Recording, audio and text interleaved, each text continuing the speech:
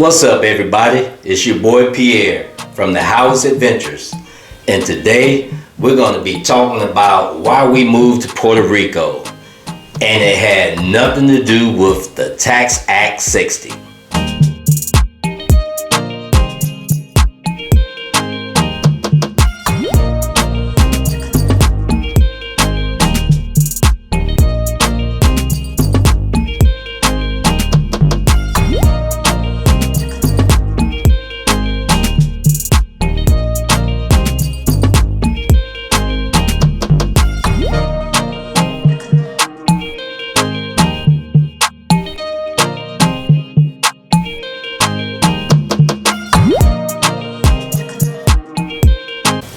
Everybody thinks that they know why people move to Puerto Rico. Nope, not us. We didn't need to move to Puerto Rico for tax incentives, loopholes, or anything like that. We moved here for something completely different, something way more real. So today, I'm going to be sharing the true story of why we moved to Puerto Rico, what everyday life is really like, and how this island became home in ways we never imagined. So why Puerto Rico? When people hear that you moved to Puerto Rico, the first thing they think about is that Act 60. But let me be clear. We didn't move here for tax benefits.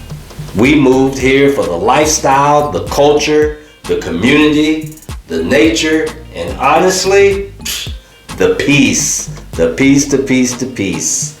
My wife and I wanted to change, a different type of rhythm, a place where life didn't happen at 100 miles per hour. And Puerto Rico, it checked all the boxes that we was looking for, and we didn't even know those boxes existed. Puerto Rico is a different type of life. Living there isn't like living in a resort brochure that you see. It's real life. But it's life with color, energy, and also freshness. Everyday task here hits a little different. Let me tell you what I mean.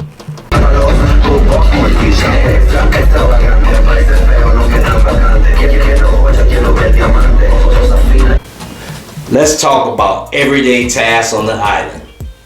This isn't Walmart one and done type of lifestyle. One day, I'm at Econo. The next, at Selectos. Then, picking up fresh bread from a local panadilla. Y'all finna clean this plate. He got another fork in his other hand and he don't want you to see it. And maybe grabbing fruit from a roadside stand. It's a mix, and honestly, we love it. Got all the nice fresh fruit. Now let's talk about driving there, transportation.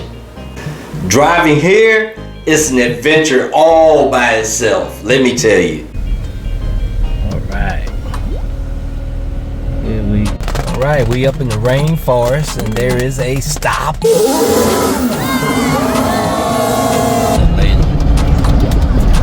Alright, here we go. It's slow 1 minute, fast the next. Potholes with personality. Yeah, you got it. One day, we was driving the Mini Cooper and the whole thing dropped down in the hole. I tell you no lie. And when we got out that pothole, the rim was bent, the tire had a bubble in it. It's a good thing that the suspension parts didn't get bent or anything. I thought that car was total. It hit so hard, it literally rattled my teeth. At it again. But you get used to it. The scenery makes it worth it every single time. I think.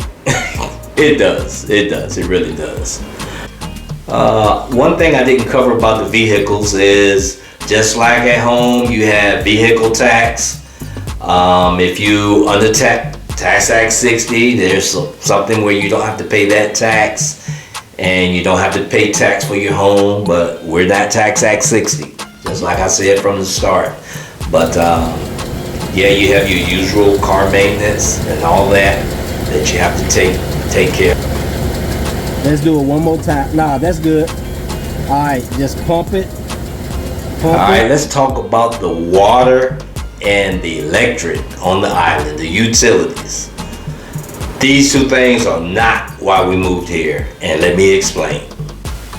I was gonna say sometimes the electric go out, but the electric goes out. So the company that they have in charge of the electric is called Luma. Given the hand that they was dealt from many years of poor electrical infrastructure, if you drive around the island and you see some of these power poles in neighborhoods that have this old power grid, you will see why it's a struggle to keep the power on in Puerto Rico. And we visited quite a few places, and in some of those places, it's a wonder if the power doesn't go out every day. And I know it's gonna take a lot of money to fix it, so Luma, I'm not gonna bash you, and this is why. When our power goes out, usually within a couple hours, the power will come back on. Now there has been a couple instances where you had the power go out on the whole island a couple times, and that was because, I don't know, there's some myths around it. Some say it's scheduled like that, but I can't see them wanting to mess up their tourism, because all of these power outages, that's a trash truck as we speak, talking about utilities. I'll get to that. But yeah, so anyway, Luma, they usually have our power on in about 2 to 3 hours. Sometimes it just flickers. And we was over there the whole summer, this past summer, and the power didn't flicker at all. So those onesie twosie days that they go out, it's okay. What do you do, right? You're asking, what do you do? We go to the beach, we go hang out, we go down to the plaza and we sit. We go and talk to our neighbors, we sit outside. A lot of times we just sit outside, so do the neighbors. And then when the power comes back on, everybody just yells in joy. And if you're not paying attention and you're in the house, then you know the power is back on. We have a backup generator that we will hook up if the power is out for a long time. And usually what we have hooked to it is our refrigerator, some lights. We have a lot of solar powered lights throughout, both of the houses, so that if it's at nighttime, you need lights. You don't have to really run the generator for it. You just cut the light on and it usually lasts throughout the night. But yeah, we have backup power. I was thinking about getting solar. The complete system in Puerto Rico for 15 panels was right at $48,000. That's with the Tesla battery. So I think we're just gonna do the generator for the power. The water has gone out here lately a couple times. They had a rupture in the water main down in San Juan, and it interrupted the water 2 times. So now we are getting the water backup system put on the house, which most of the homes in Puerto Rico, they do have some type of backup system so that you can run your toilets and you can clean dishes and take baths. So yeah, and the trash truck that just ran on our street, it comes on Fridays.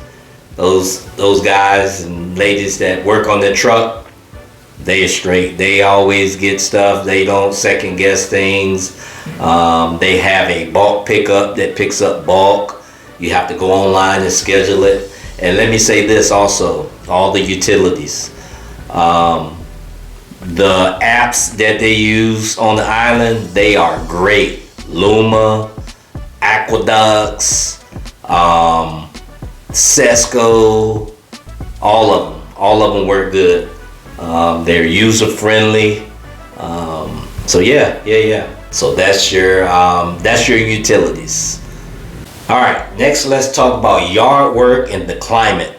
So as you know, it's a tropical island and it's in the middle of the Caribbean and also in the middle of the Atlantic Ocean. The two bodies of water cut the island in half, so you're in a tropical setting. And with that comes growth of vegetation. When you live in Puerto Rico, your yard grows like it's on steroids. Cutting the grass feels like a workout, of course, and trimming the plants is a weekly thing. When we're not over there, the plants grow like crazy. Sometimes we'll catch a flight to go over there, yes, to do the yard work, or we'll hire our contractor to do it. With me, I'll catch a flight if we haven't been there for a minute. I catch a flight just to cut the grass, trim the hedges, the trees, the plants, the flowers. Sorry, not sorry. It's a tough life. Somebody got to do it. But yeah, it feels like a workout. But with the beauty around you, it's so worth it. All right, let's talk about meals and daily eating. We cook a lot in Puerto Rico. We cook just like we cook when we're in our mainland home.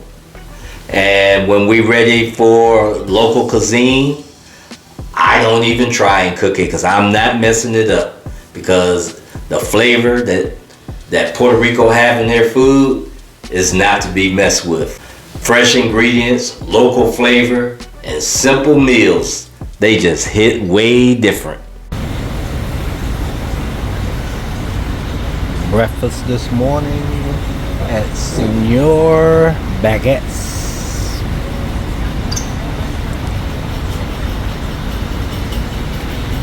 And when you don't cook, there's always some small family-owned spot serving plates better than any chain restaurant that you can imagine.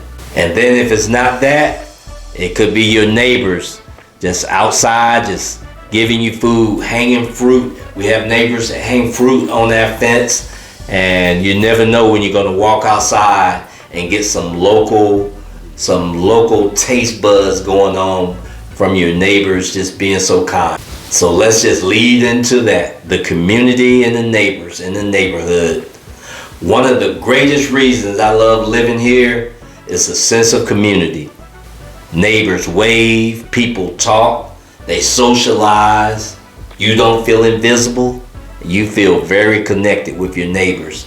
They'll do anything for you. We also will do anything for them. We just love our neighbors. And it's not just our neighborhood, it's generally every neighborhood that we've been through in Puerto Rico.